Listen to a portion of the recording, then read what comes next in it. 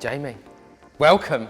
Hey. You are here in the chair. Buddy, listen, I feel honoured that I'm sitting in the chair. I'm honoured you're here. This is the first episode, 2 years in the making. I'm excited. So excited. Also, I feel like what always happens when I go to the hairdressers, right?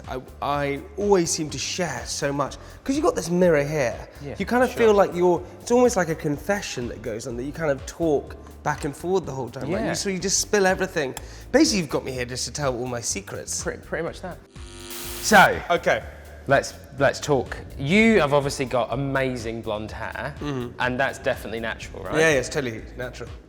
I could tell. I Yeah, could yeah. tell. I mean, you are probably the most Swedish blonde-looking person I've ever met in my life. Listen, it's the cross I bear. It's just completely natural. That's just what happens with my... You are like, people would just... Yeah, they'd die for this. The money they would pay for this. Can let you into a little secret. Go. Okay, you're gonna be shocked at this one.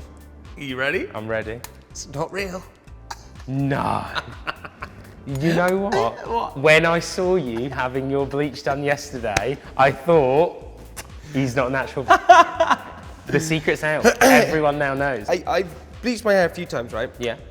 And what happens is I bleach it. Firstly, it damages a little bit, and so you get that like damaged hair. And then secondly, it goes that like yellow tinty color. I've been using Fudge purple shampoo for ages, right? And that kind of would like clear it up a lot. And it kind of like wipes all the yellowness away, and it's just freaking great, man. So you just go out and feel fresh. And that's what I kind of do here. Because you want it, because otherwise you don't want that like really like, otherwise you look like a traffic light. But the good thing is, like yesterday, what we used on your hair is our Speed Plus. It's amazing because normally when you do get your hair bleached, it kind of itches, it hurts, it gets that like painful thing, and you get this smell, right, that you kind of talk like that because you can't quite breathe. So with it being, tingle-free and scent-free, and it's kind of just a nice experience to have. Tingle-free sounds quite nice. Tingle-free. that is, it's on the box. It does really? It says tingle-free. Tingle-free. Tingle-free. Okay. Dude, I was amazed by the whole thing because normally you normally expect it to burn or hurt, all those different things, and it was totally cool and relaxed. It's a great thing for us as a brand to have because obviously we get great results like this, but also, even though you're an advocate of our purple shampoo, we've got a better one for you. Don't sell it to me, I don't want it. Listen. Hey, listen. Don't even start. Have a seat. Don't even start. I don't need it. I don't want it. We have got All right. the Clean Blonde Damage Rewind. Say that one more time. Clean Blonde Damage Rewind. Oh my lord. You say it. Clean Blonde Damage Rewind. Yes, you did. There we go. Love man. that. So it's got all the same benefits of the purple shampoo, but what this has is a rewind on the damage. Sometimes your hair can get a bit more dry, a bit more brittle. This is going to help nourish it, condition it, and get it ready. Stop putting us into a box like that. Those people who bleach their hair. What are you talking about? We're people, you know. Clean Blonde Damage Rewind. Yes, almost. We'll Clean Blonde Damage Rewind. No, not Bond. I'll take Bond. Everyone wants a bit of Bond. Clean Blonde Damage Rewind. There you go. That was it. Nailed it. I never really focused as a guy. I never really focused on like keeping my hair kind of like good, right? I always kind of just bleached it or whatever and just left it. Here, see you later. And now actually realize that actually keeping, because after yesterday having done that, it's now smooth and soft and good and great. All those different it's a great base to work from. I've always had like a complex with my hair because it's never really done anything. It doesn't like do anything. It just sits. You've gone through a lot with your hair though. Yeah, and so I had a hair transplant. So basically, this is a true story, right? I'll be totally honest with you. Look at that. It's good, man. Mate, it's unbelievable. It's really good. Look at that. I thought a hair transplant was going to be like a tattoo. I thought you just like do it on it. It was going to be bish boss. There you go. See you later. Oh my God! Can I show you? I'm going to show you the pictures of. Let me see. This is what? Okay, hang on. Oh my God. That is intense. Isn't that intense? That is intense. You had a lot done as well. No, I didn't have a lot done. I had like a little. It was like a smidge. It's a smidge. Jesus Christ. It's a smidge. All right. It was a smidge. It was like a really intense, like 8 hours sitting in a chair, like doing, like putting in. It was just the front bit here, doing all these different things. Yeah. And then it was like 4 or 5 months afterwards. I have to say, I've spent a lot of time. I've seen a lot of people, definitely not as open as you, about saying they've had a hair transplant. It's an amazing job, I must admit. But do you know what, man? Like, this is the thing. Like, guys, right? Especially guys. Like, we're in this like current climate of people don't talk about things, right? And, Absolutely. And especially guys don't talk about stuff because guys worry so much about losing their hair all the time. Why do we have hair? Like, as we get older, we get nose hair, we get ears hair, our bush. It comes everywhere except where you want it to be. It falls off. Exactly. It falls off the place that you want it to stay. I don't get it. Yeah, it's one of God's cruel tricks he's playing on us. But the only problem with this, right, okay, this is what I didn't realise about a hair transplant, okay, so I had the front of my hair done here, right, just there, okay. The rest of my hair, that's all normal hair.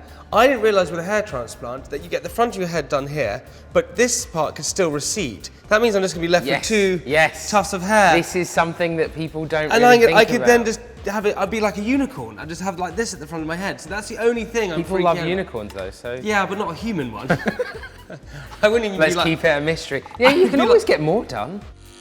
So you've been, you know, obviously now, and I believe in the past at times, quite open about having a hair transplant. Like, kind of what led you to take the difference in I wasn't, but about it? I didn't want to be open about it, right? I wasn't going to be open, okay? But then my agents, I had my hair transplant done. Yeah. I thought it was going to honestly be a tattoo, so I was just like, sweet, just keep it on cover.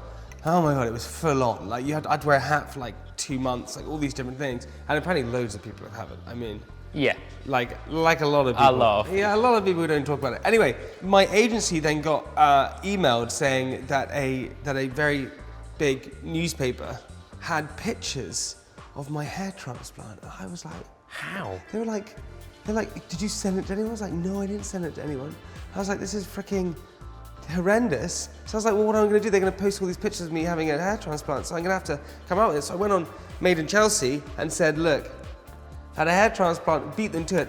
Turns out it was never anyone. It wasn't anyone media doing it. It was my friend Rodney playing a joke. Oh my God. So I came out with this secret because of my fucking mate Rodney. That is savage. Said he was from the Sun. Oh my God, I've never heard, that is the best story I've ever heard of. That is terrible. Are you still friends? No, I killed him. Well, what I went for with my one is like the receding look. But that's natural. It's the one I wanted. That's natural. I went and had a hair transplant and got the receding look. It's the natural look. This works. But some guys get ones that's just like this. I know, they should look at pictures of you when you were a kid and say, okay, this is what would have happened normally, not let's just draw one on. Because if I had a choice, I'd just come back with an afro. Just someone else's hair. Yeah, you lose confidence. Also, I'm not like the tallest person. I'm only 5'9" on like a good day. And so you kind of want, you know, I don't want to be short. If I'm short and bald, I'm fucked. Literally, honestly, that is me over. Like I've got a really small window to find my wife and quickly marry her before she realizes like everything. So I just don't want to be short and bald, really. No, that's a very, very good motto to live your life by. I'm with you on that all day long. Some people look at me and go, I actually heard when I walked in here, I heard someone under their breath go, he's got perfect hair. That's what they said. Yeah. So I don't know how you're going to make anything better than perfect, which it is already. So the thing that I do is I try and make them all individual. So every haircut is designed bespoke for you and fitted to your head shape. You're like a tailor. I am like a, that's exactly the point. That's exactly the point. I just couldn't make clothes, so I thought I'd cut hair instead. But you also can't make my hair tweed either, because that would be high end. If you'd made a little tweed number on the top of my head, that would be... We are not finished yet, sir. Okay. This will be a kilt by the morning. If you made my hair into a kilt, I would, and a little sporran, I would honestly love you. Yes, okay. Have you ever worn a kilt? Yeah, of course. I'm half Scottish. Can't you tell? I'm full Scottish. Oh, you actually? Yes, man. I lost my accent because I moved away. And when I moved to England when I was like 6 or 7, and you count to 10, and you say 6, and it sounds like sex. I kind of changed that quite quickly. How thick was your accent? I was from Glasgow. Like, are you a Glaswegian? Yeah. Glasgow. 1, 2, 3, 4, 5, 6. Yeah, you softened the 6 then. So do your 6. Sex. Yeah, that's not, we're doing the Scottish one. Sex. 1, 2, 3, 4, 5, sex. Sex.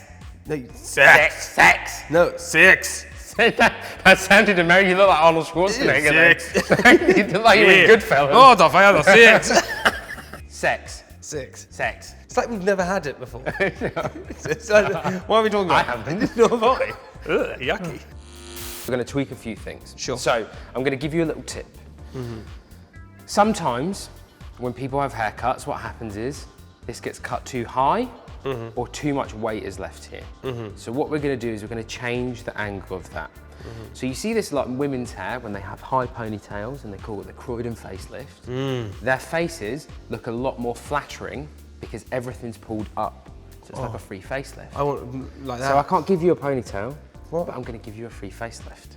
Sick. Because what we're going to do is instead of cutting it round, we're going to cut it at more of an angle, and that's going to define your cheekbones, define your jawline. You will be like a 10.1 when I'm finished. Oh my God. Okay, that's exactly what I want. See, that is what everyone needs in their life. I've always wanted those cheekbones. I want to walk into a room and just go, I know.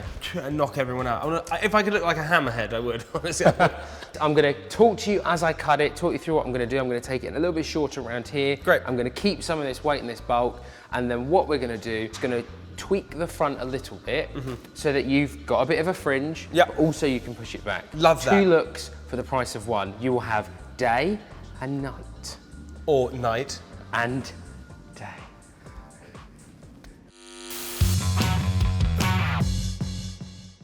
When I was at Leeds University studying theatre and performance, got a tutu. I went to the hairdressers and they said, okay, and they put my face head first they filled, I'm not kidding you, it was like a dodgy little place, and they filled a sink full of water, and they went, we're gonna wash your hair now, and I went, all right, and they put my head forward into like that. I had to hold my breath while they washed it. And like, That is new. Maybe it's a new technique.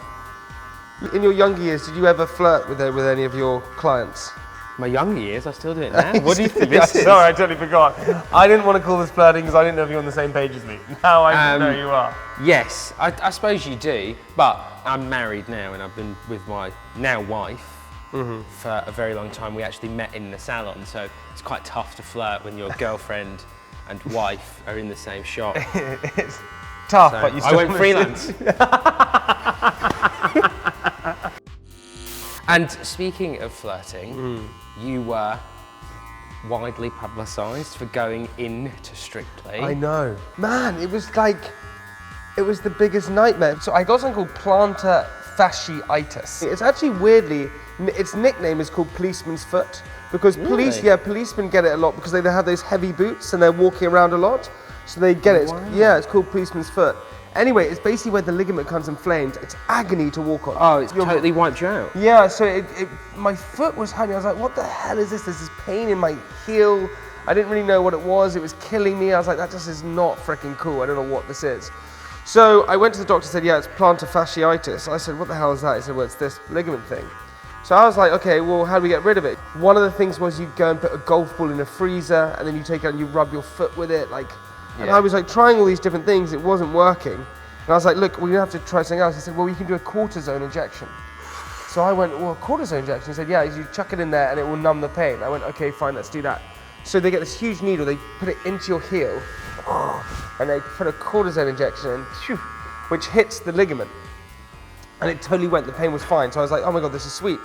Anyway, I was dancing on it. I thought I was Billy Elliot. I was like, oh my God. I was dancing around thinking it was amazing. And on the night of the very first show, so we were recording for the very, very first show, and on that night, my foot started to hurt again. I was like, why the hell does my foot hurt again? I was like, this is weird that it's starting to hurt, and I was finding it odd, and I was like, this is odd. Anyway, actually it makes me kind of squirm thinking about it. And then I was doing this really cool, sexy thing where I was kneeling down on one knee, and I had to jump up in the air. And I jumped up with my right foot, and I would then slide. And as I hopped up, it snapped, the plantar fascia ligament. Oh. And it felt like elastic bands going like that in my foot. It was horrible. Oh, that is brutal. And Was this on the show? It was on the show. You can actually see me do it on the show. Anyway, I slid and jumped up next to Oti Mabusi, who was actually then made my partner. And I said to Oti, I said, something's happened to my foot, something's happened to my foot. And she said, dance, dance. Because that's what you do, you go through the pain. So I danced on my foot, and it felt like walking on glass. I was like, oh my God. Got to the end of it, and yeah, I'd snapped the ligament in my foot. And the problem is if you totally snap the ligament, you can then get something called floppy foot.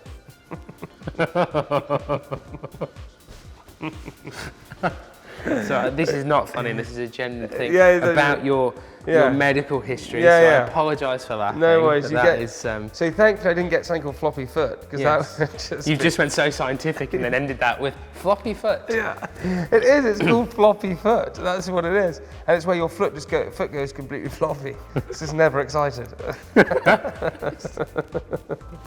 Still having a terrible time. Come on!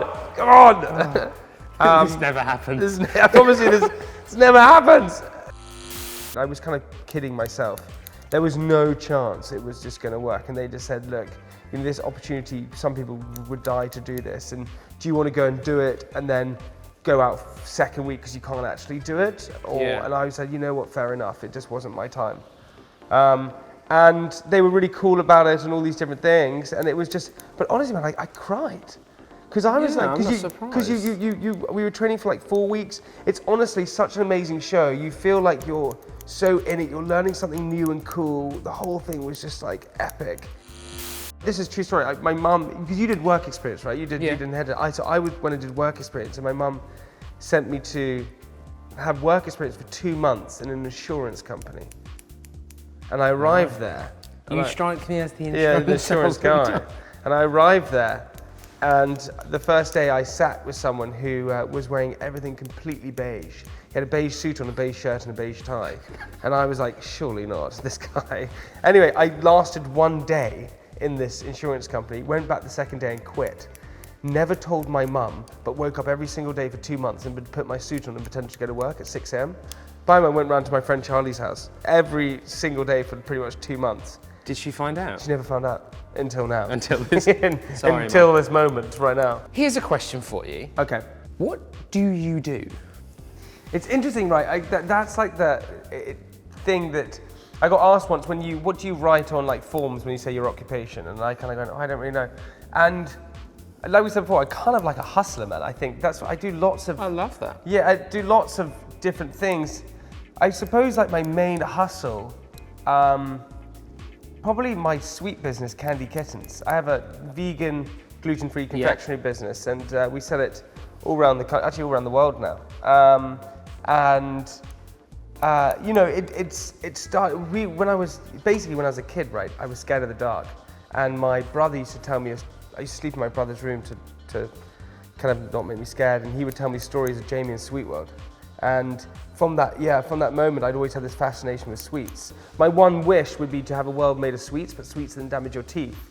And so throughout life, I was always eating sweets, and I'd always loved them, and I wanted to make a sweet shop. And the idea at the beginning was to have a sweet shop, which was a mixture between Willy Wonka and Hugh Hefner.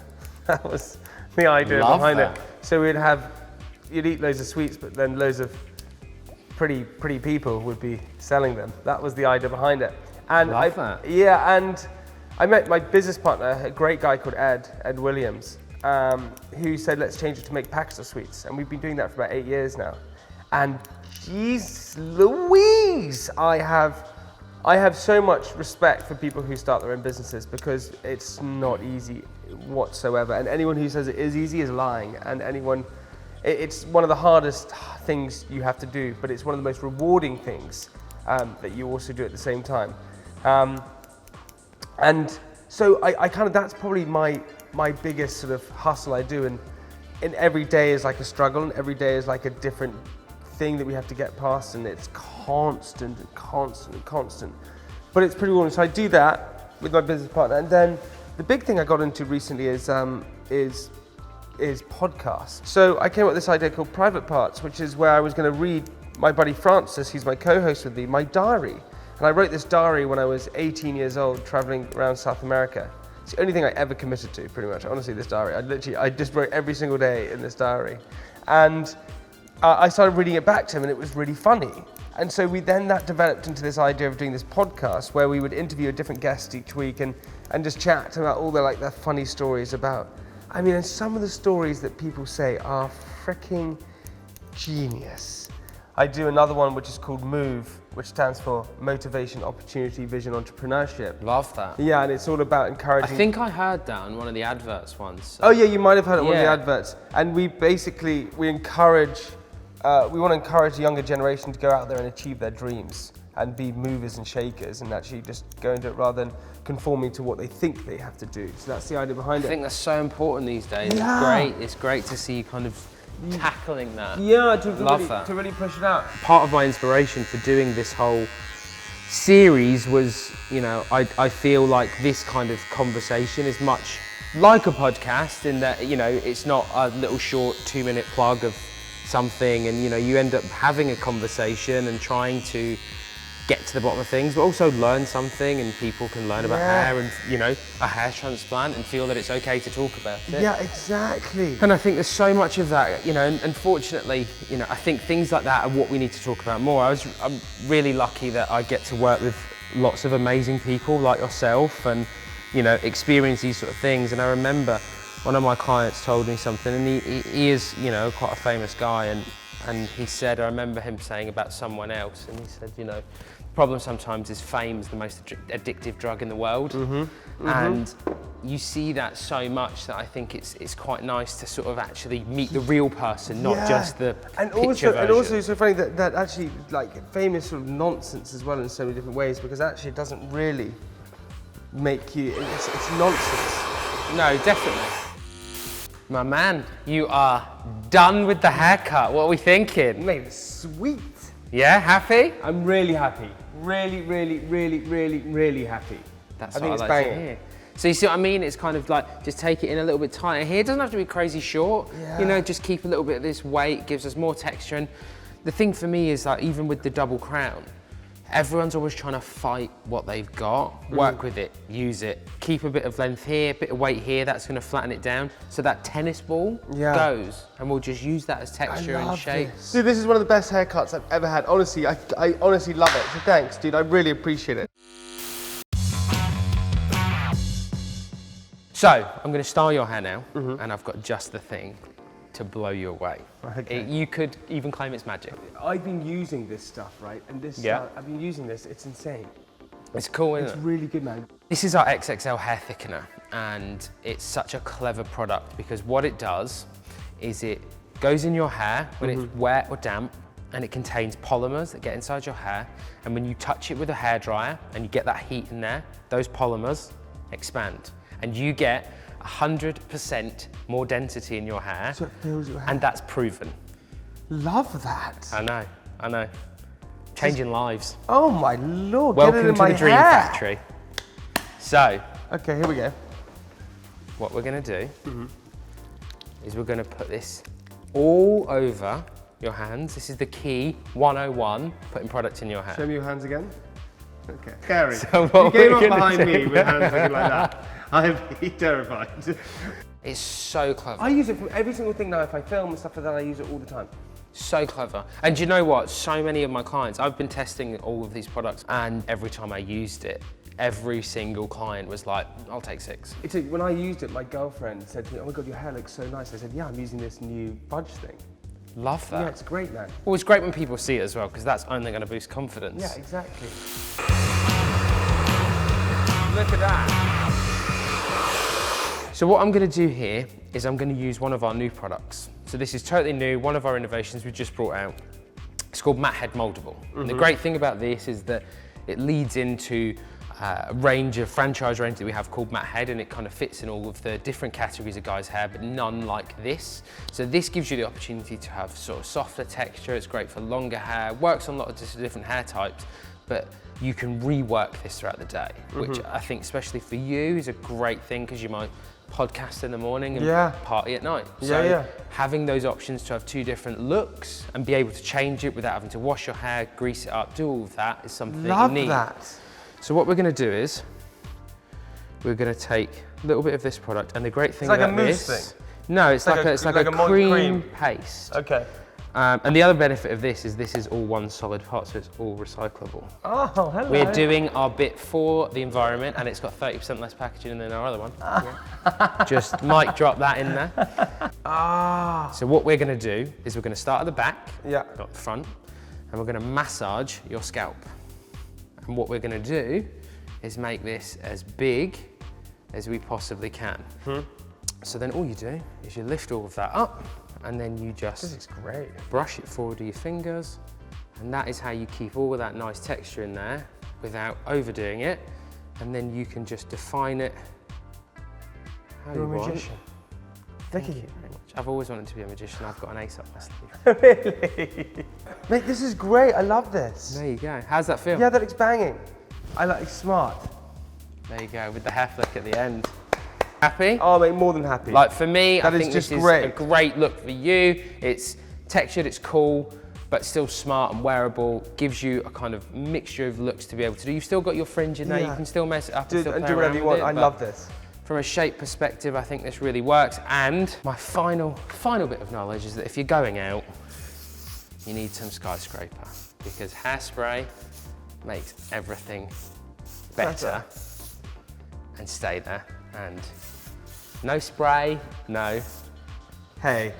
Yes.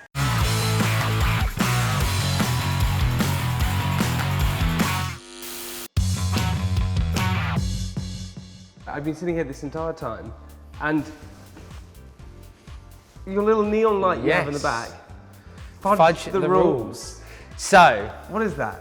Fudge the Rules is the new mission statement or ethos of what we're doing. And what we want to do is challenge the status quo. And we are looking for people who have something on the side that they do, or another passion or something else they want to do, that they take the conventional wisdom they're given and they say, fudge that. And they come up with something that is their own interpretation of their way of how they fudge the rules. And we are giving them all the tools to be their alter ego, to be that new person, to give them everything that they want to be with our own little twist. Love that. Yeah. I mean, what would you do? How would you fudge the rules? Well, I think if I was going to fudge the rules, I think I'd just go for it. Whatever you have to think in your gut, whatever you want to do, you just go for it. I think a lot of the time we try and conform and try and fit in. But why fit in when we're born to stand out, right? That's what you want to do, fudge the rules. That is it, fudge the 100%. rules. That is all we aim to do, Yeah. is we don't want to stand. Do what you want to do rather than, yeah. you don't want to stand with other people, you want to go fudge the rules, love that. Fudge the rules. We are unique, we are our own people. I feel like you don't want to fit in, you don't want to conform, you want to go and fudge the rules, go and do what you want to do, 100% just do that. Absolutely. You know, we stand as a brand as that, is that we want to give people the opportunity to be themselves, express their own individuality, and not feel that they have to be something they don't want to be. There we go. So we stand and fudge the rules.